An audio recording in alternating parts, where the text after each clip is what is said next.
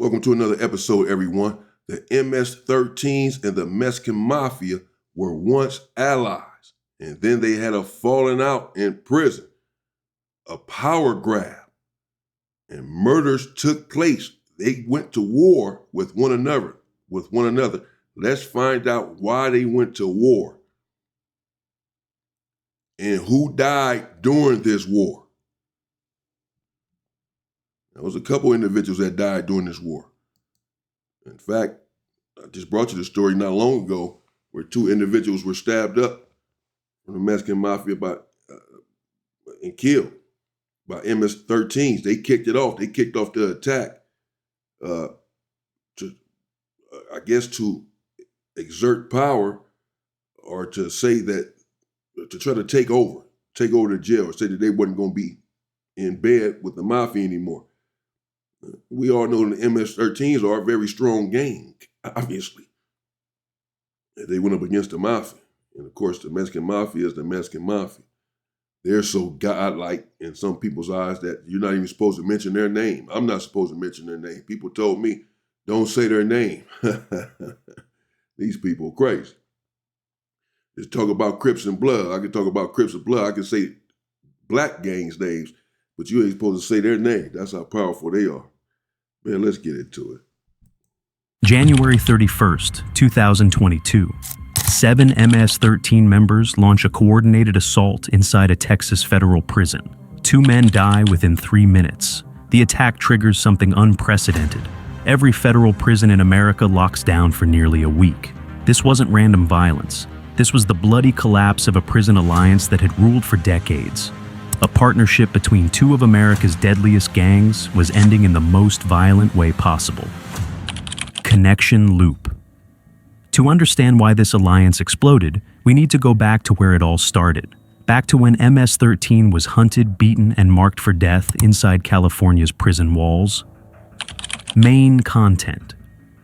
The Mexican Mafia, known as La M, has controlled California's prison system since 1968. With only 350 to 500 official members, they command an empire of over 50,000 foot soldiers on the streets. They don't run their operations through brute numbers.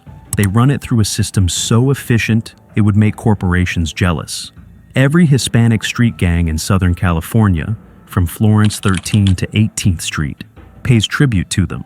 They call these gangs sureños, meaning Southerners. And they all wear the number 13 to show allegiance to the 13th letter of the alphabet, M for Mafia. But MS-13 wasn't always part of this system. When Salvadoran immigrants formed the gang in Los Angeles during the 1980s, they were outsiders. The Mexican Mafia saw them as disorganized, violent, and dangerous. Not in a useful way, but in a way that drew unwanted police attention. The EME issued a blanket green light on MS-13. That's prison code for kill on sight. MS. 13 members entering California prisons were beaten, stabbed, and murdered. Other gangs joined in. It was open season. By 1993, MS-13 faced a choice: submit or die. They chose survival. The gang added 13 to their name, becoming MS-13, and joined the Sureño umbrella. They agreed to pay taxes to the Mexican Mafia and follow their rules. In return, they got protection inside prison walls. But this wasn't partnership. This was subordination. MS-13 had no seat at the table, no voice in decisions, no share of the profits. They were foot soldiers, nothing more. For nearly 2 decades, this arrangement held. MS-13 expanded across 48 states and into Central America. They became one of the most feared gangs in the Western Hemisphere. Yet inside American prisons, they still answered to the Mexican Mafia. Then came 2011. A historic shift began with an MS-13 member named Luis Gerardo Vega, alias Little One. Born in Mexico, Vega had earned respect within MS-13's ranks. The Mexican Mafia noticed. They were orchestrating something called the Project, a massive drug distribution alliance with the Knights Templar cartel from Michoacan, Mexico. The Familia Michoacana would supply methamphetamine.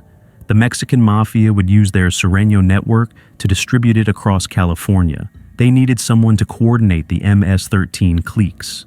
They chose Vega. In April 2011, Vega traveled to Michoacan with another MS-13 member called Fast Freddy. They met with Servando Gomez Martinez, better known as La Tuta, the Knights Templar leader. The deal was finalized. On June 8, 2011, something unprecedented happened. At a meeting in Fresno, California, Luis Gerardo Vega became the first MS-13 member ever inducted into the Mexican Mafia as a full member, a carnal or blood brother. After nearly 3 decades of existence, MS-13 finally had a seat at the table. The project moved forward. Jose Juan Rodriguez Juarez, known as Dreamer, was another MS-13 member with Mexican heritage who caught the EME's attention. He had a vision: unite all MS-13 cliques across America under one command structure, creating a national program that could distribute drugs from coast to coast. New Jersey, North Carolina, Virginia, Maryland, New York. Everywhere MS-13 had presence could become part of this network. But the project never reached its full potential. Federal authorities had informants inside the operation. In 2013, major indictments came down. Vega was arrested. His status as a Mexican Mafia member remains disputed because the person who inducted him was revealed to be a government informant. The drug trafficking network collapsed. Dreamer was indicted in 2015 on racketeering conspiracy charges. The alliance between MS-13, the Mexican Mafia, and the Knights Templar fell apart. Yet the relationship between MS-13 and the Mexican Mafia continued. It was symbiotic, as federal prosecutors described it. MS-13 provided muscle and distribution networks. The Mexican Mafia... Okay, so they had a green light. If we're keeping up, the Mexican Mafia, La Inmate, had a green light on MS-13, or on MS at first, forcing them or making them become 13, MS-13. According to this, that I'm reacting to, don't come for me. They had a green light on them. And MS-13 fell under their umbrella. They're in prison or whatever else, and were abiding by the Mexican Mafia rules, and they had no seat at the table. They had no say-so. They were just subordinates, and y'all just do what we say like everyone else,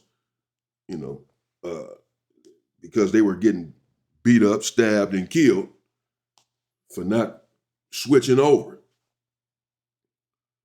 So they finally caved in and said, okay, every time we hit prison, we getting killed. They got a green light on us. It's all bad. So they caved in. But at some point, it looks like, even though it was decades later, they said, okay, enough is enough. We don't have a seat at the table, and all that is about to go up. We about to take our own identity back. And they attacked and killed 2 of them individuals. Let's continue. Mafia provided protection and connections to cartels. Both sides benefited. Both sides profited. The system worked until it didn't. MS-13's leadership operates from El Salvador through a command structure called the Ranfla National. By 2018, authorities discovered MS-13 was coordinating operations across multiple countries, including running activities from inside a Mississippi prison cell. The Ranfla National began pushing for more control over their members inside American prisons. They wanted to enforce their own orders, including murder contracts, even while incarcerated. They wanted independence from the Mexican Mafia's authority. This created tension. The Mexican Mafia controls large portions of the Hispanic prison population in California, Texas, and the federal system. For decades, they've dictated who lives and who dies behind bars. MS-13's push for autonomy threatened that control. January 31st, 2022, at the U.S. Penitentiary in Beaumont, Texas, that tension exploded. 7 MS-13 members converged on a housing unit.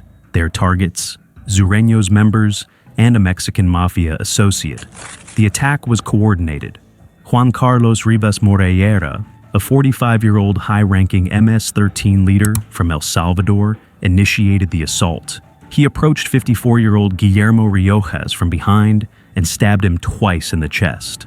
Riojas collapsed immediately. The other MS-13 members descended on him, kicking and stabbing his motionless body.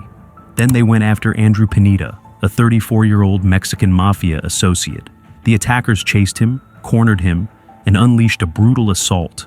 When it ended, Pineda had suffered more than 45 stab wounds across his body. 2 other Sureños members were also stabbed, but survived. The entire attack lasted 3 minutes.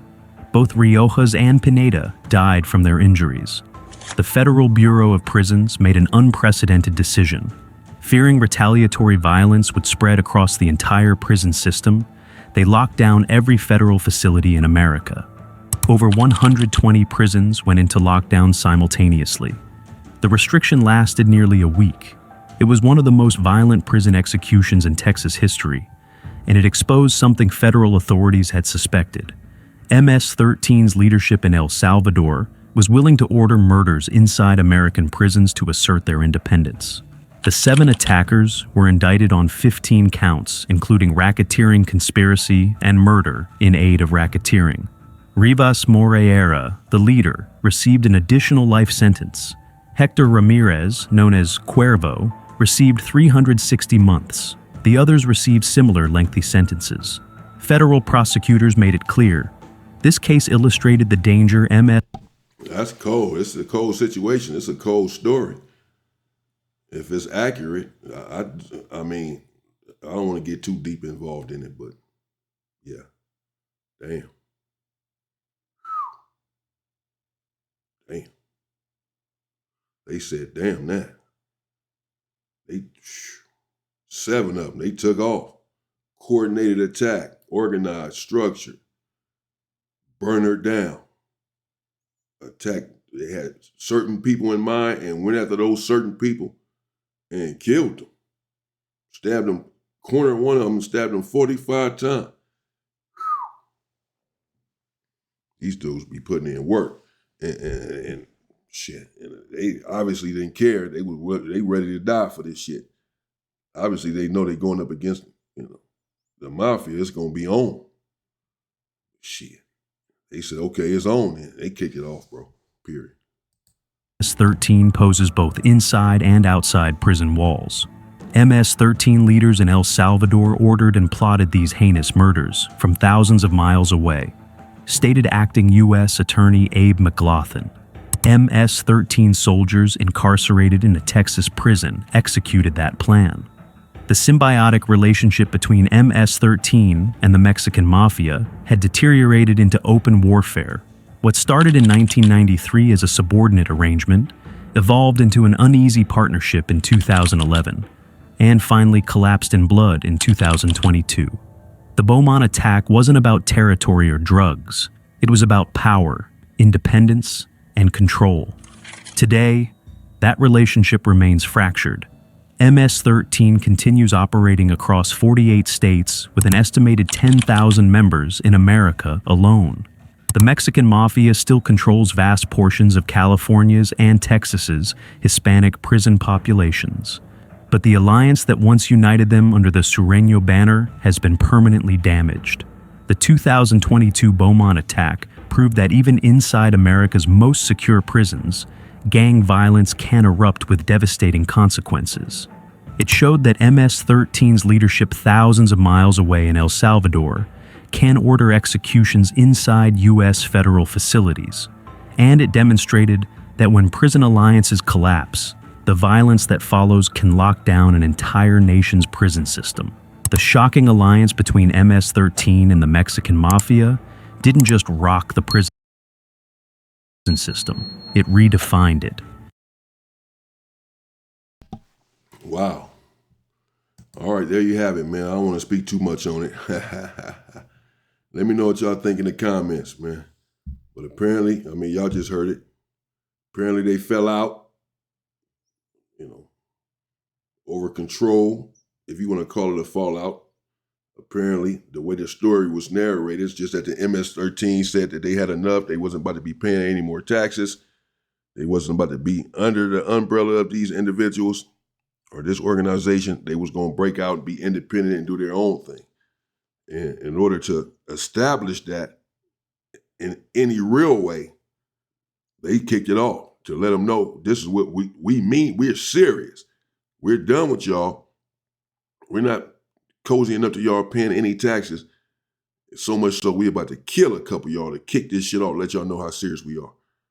I don't know. Some people probably gonna tell me in the comments, bro, you got it all wrong. You don't know what the hell you're talking about. Yeah, maybe I don't. I'm just reacting to the story, man. I'm just, something went on. Something happened. They got off. They stabbed 2 individuals and killed them. That's for sure. I did a story on that. That happened. In bloody Beaumont, they call it. Beaumont in Texas. Very violent prison. They call it bloody Beaumont. I had to do a few more stories on Beaumont. They'd be going up in there. They attacked. So something went on. Whether he has a story right about why they attacked or not, they attacked for some reason. 7 MS-13s. Burned it up. And went in there and got their man. 2 of them. So, something went on that was pretty serious. But let me know what y'all think in the comments. Stay safe and stay free, people.